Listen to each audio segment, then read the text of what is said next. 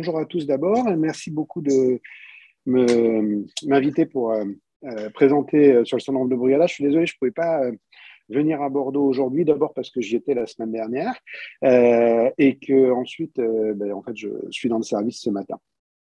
Et donc, on va en quelques mots voir les éléments qui sont les plus importants concernant le syndrome de Brugada. Alors, pour rappeler un petit mot d'histoire, pour dire qu'en fait, ça avait été identifié, c'est pas si vieux que ça, hein, c'est 1992, qui, à l'échelle de la médecine, est quand même pas énorme. Et l'autre point qui est important, parce que, même si maintenant les choses se sont affinées, mais au début, il y avait quand même beaucoup de questions sur la sévérité du syndrome et sur la nécessité d'implanter d'un défibrillateur les patients atteints du syndrome de Brugada. Il faut juste se rappeler qu'au début, ça avait été identifié par les frères Brugada à partir de personnes qui avaient fait une mort subite récupérée et chez lequel l'aspect avait été identifié secondairement, avec un aspect électrocardiographique particulier qu'on va revoir.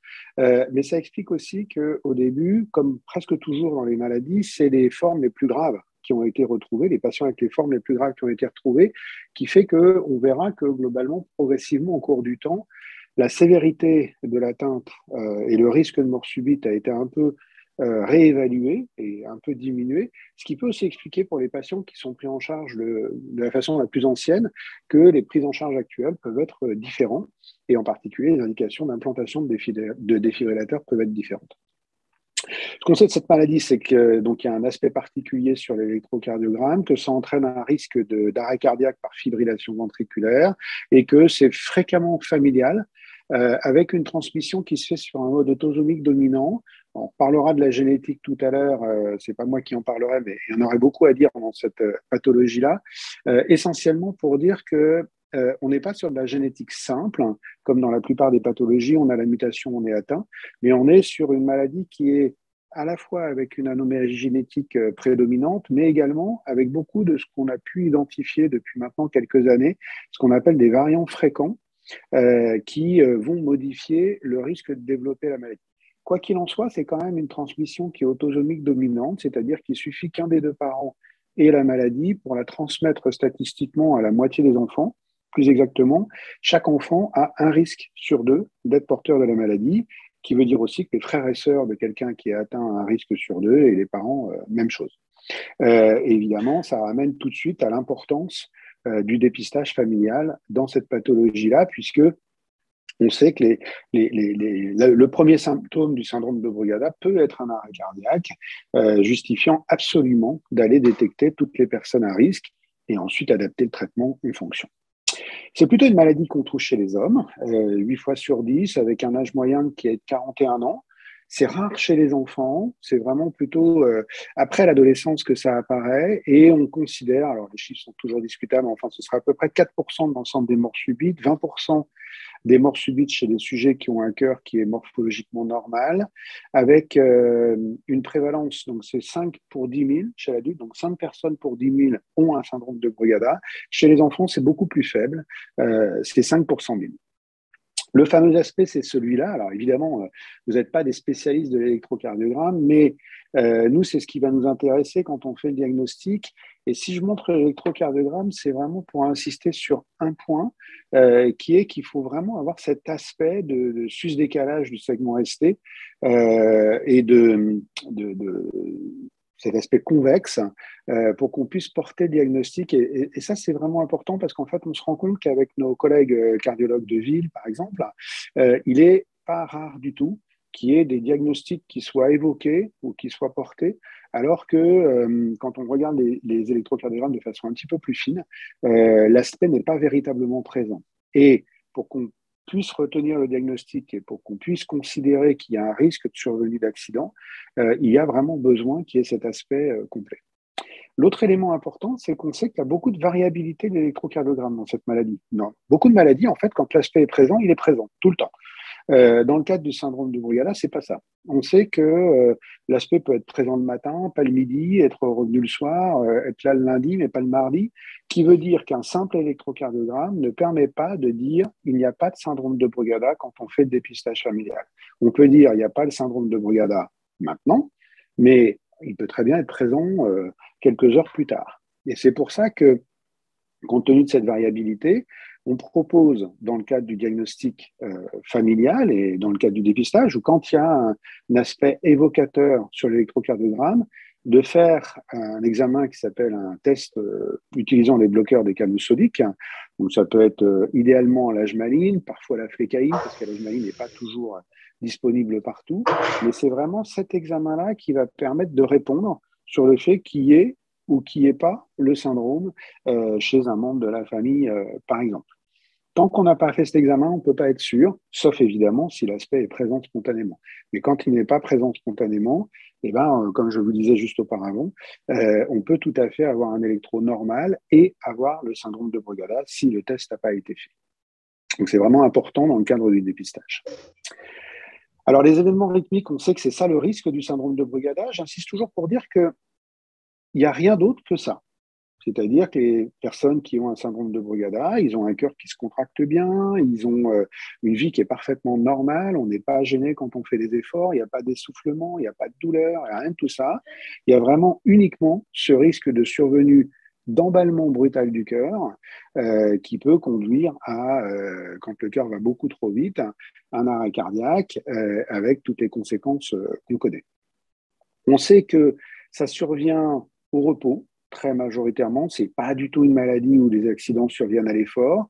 Ça peut survenir immédiatement après un effort. C'est pour ça qu'on recommande toujours, quand les gens font du sport, de ralentir l'activité physique progressivement, de ne pas s'arrêter d'un coup.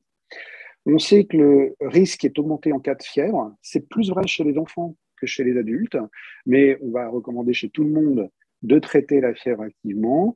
Et puis, on sait que les risques d'accident sont aussi plus élevés chez les hommes que chez les femmes. Sur notre base de données qui regroupe les informations d'une large partie de la France, qui est actuellement la plus grosse base de données mondiale, incluant tous les patients de Bordeaux en particulier, mais pas que. On a actuellement à peu près 2500 patients qui sont suivis régulièrement. J'entendais Maïder qui vous parlait de ce qu'on a développé pour le suivi. C'est effectivement un élément qui est vraiment essentiel parce que comme on a, pour la plupart de ces pathologies-là, grâce à l'association qui s'est faite entre les centres de référence, les plus grosses bases de données mondiales, on a des bases de données qui sont beaucoup plus grosses que nos collègues américains, par exemple, et ben c'est essentiel qu'on ait un suivi de très bonne qualité, parce que c'est ça qui va permettre de déterminer le véritable risque de chacun d'entre vous, et du coup, qu'est-ce qu'il faut proposer en regard de ça.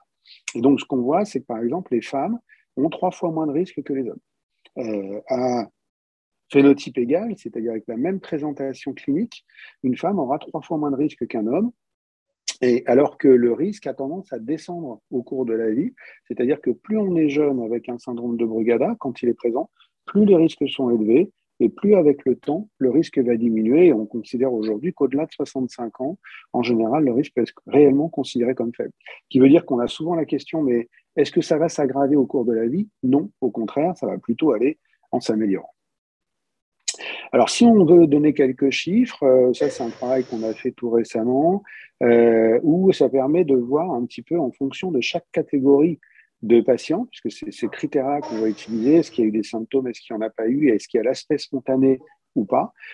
C'est globalement autour de ça qu'on va réfléchir sur le risque de survenue d'accident, et vous voyez que plus il y a de symptômes, plus l'aspect spontané est présent spontanément, plus on va avoir un risque important de survenue d'accident, et chaque barre représente en fait le risque annuel en pourcentage, avec une notion importante qu'on avait vue avec Frédéric Sacher il y a maintenant quelques années, c'est que sur le suivi des défibrillateurs, des patients qui étaient implantés d'un défibrillateur dans le cadre du syndrome de Brugada, on voit qu'en fait, le pourcentage que je vous donnais juste avant, c'est-à-dire pour un patient asymptomatique qui a un aspect spontané de syndrome de Brugada, un risque qui est de 1% par an, en fait, ce qu'on voit, c'est que ce risque va en fait augmenter chaque année. Enfin, le risque n'augmente pas, mais ça s'accumule chaque année, amenant un risque à 10 ans à 12%. Donc, on peut retenir 1% par an et 10% à 10 ans, qui va faire toute la complexité de la prise en charge. Alors, on a ensuite plein de critères qu'on peut utiliser pour essayer d'être un petit peu plus fin sur comment évaluer le risque de chaque personne. Et c'est ça qu'on fait en fait quand on vous voit en consultation, c'est quel est le plus finement possible, avec toutes les limites que ça comporte, le risque d'accident chez vous et en fonction de ça, quelle thérapeutique on va proposer. La thérapeutique étant pouvant aller de l'implantation d'un défibrillateur à une simple surveillance en fonction de cette évaluation globale qu'on essaye de faire et sur lesquels, en fait, tous les critères que je vous montre là, c'est les critères qui sont extraits de nos bases de données permettant justement d'évaluer ça.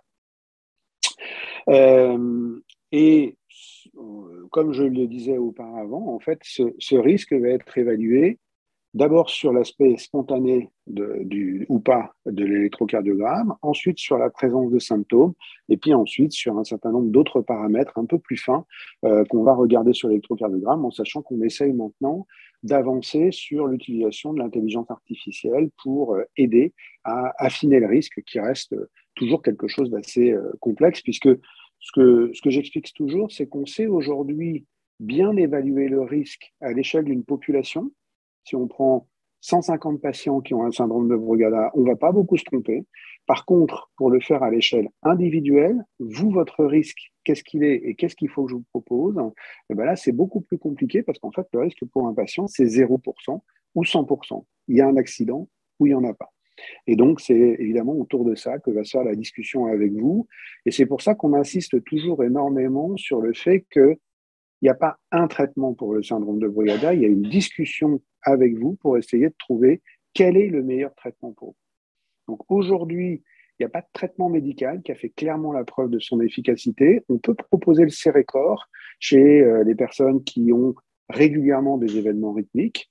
On va évidemment proposer de traiter la fièvre de façon active, d'éviter les médicaments qui sont contre-indiqués dans le Brugada, ça c'est fondamental.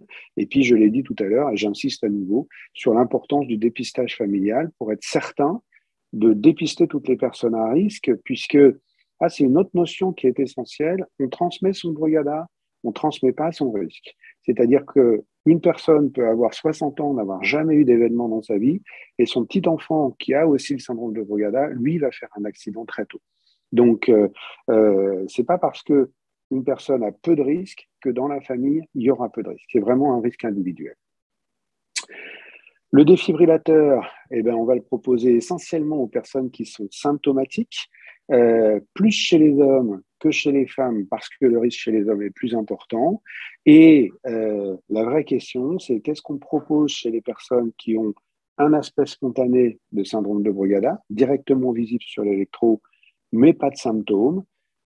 Plutôt pas de défibrillateur chez les femmes et chez les hommes, on va tourner autour de ce risque de 1% par an, 10% à 10 ans, qui va faire tout l'objet de la discussion. Et c'est vraiment pour ça qu'il y a besoin de cet entretien individuel avec chacun d'entre vous pour évaluer pour vous quelle est la meilleure stratégie thérapeutique. Et ce qui va être vrai pour une personne ne sera pas vrai pour un autre. L'ablation a fait son apparition depuis maintenant quelques années. Pour l'instant, le principe de l'ablation étant d'aller traiter la partie extérieure du ventricule droit, l'épicarde du ventricule droit, où on sait que c'est là que se situent les anomalies du syndrome de Brugada. Et on va la proposer actuellement essentiellement chez les personnes qui ont déjà un défibrillateur et qui reçoivent régulièrement des chocs, en général après qu'on ait tenté le traitement par Sérécor. Si le traitement par Sérécor ne donne pas de bons résultats, ou parfois directement, on va proposer cette ablation pour éviter la récurrence de choc. Pour l'instant, ce n'est pas une technique qu'on propose avant d'avoir mis en place un défibrillateur. Donc, les questions qui vont se poser dans l'avenir, c'est est-ce que cette technique, il faut l'étendre? Peut-être, mais pour l'instant, c'est trop tôt pour qu'on puisse le proposer à des personnes qui n'ont pas encore de défibrillateur ou qui n'ont pas eu de symptômes pour le moment. Voilà, je vous remercie de votre attention.